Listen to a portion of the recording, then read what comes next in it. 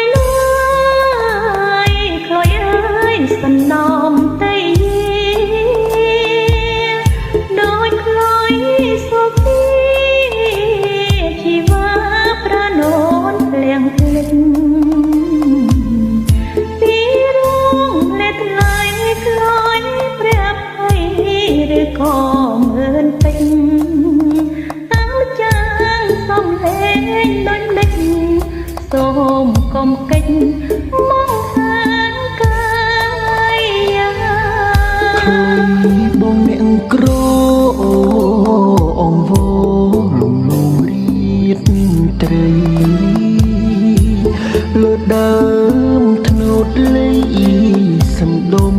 ព្រៃភ្នំព្រឹងសាអូគុណណាស់អូនស្ងួនអើយស្ងួនញួននាងកាំងរណាញ៉ាំទឹកថ្នោតទៅជីវ៉ាបែបពិសានាងស្រី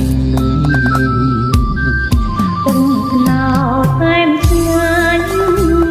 តែចាញ់ទឹកមន្តបរមវាចាពីរងឲ្យអូនប្រណងណាឡៃអូនញ៉ាំទៅបើអើយកុំព្រួយកុំភ័យខ្លុយបងបំពេចរណៃថ្លៃអើយថ្លៃក្បែរថ្នោតស្នេហាញ៉ាំទឹកថ្នោតបងស្នេហ៍ស្នងញ៉ាំមួយជីវិត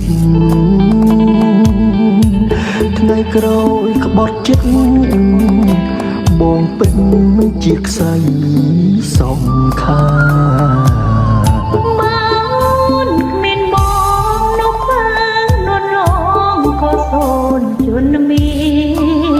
ថ្នោតអើយសូមជួយកត់ត្រាខ្ញុំមរណាក្បែរនាង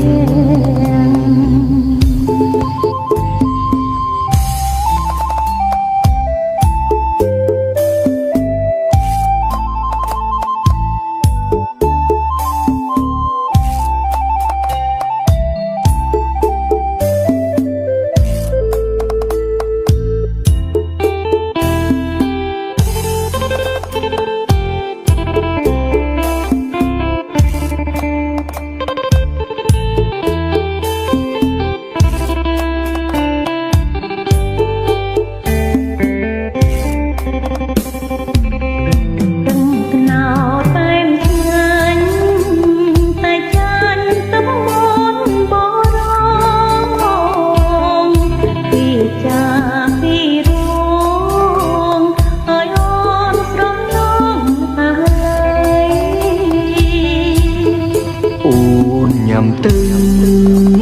បើអើយកុំព្រួយកុំភ័យខ្លុយបងបំពេចរណៃថ្លៃអើយថ្លៃក្បែរថ្នោតស្នេហាញ៉ាំទឹកថ្នោតបងស្នេហ៍ស្នងញ៉ាំមួយជីវិតថ្ងៃក្រោយក្បត់ចិត្តបងពិតមិនជាខ្សែសងខាបងគ្មានបងនៅខាងនន់ឡងក៏សូនជន់មីថ្នោតអើយសូមជួយកត់ត្រាខ្ញុំមរណា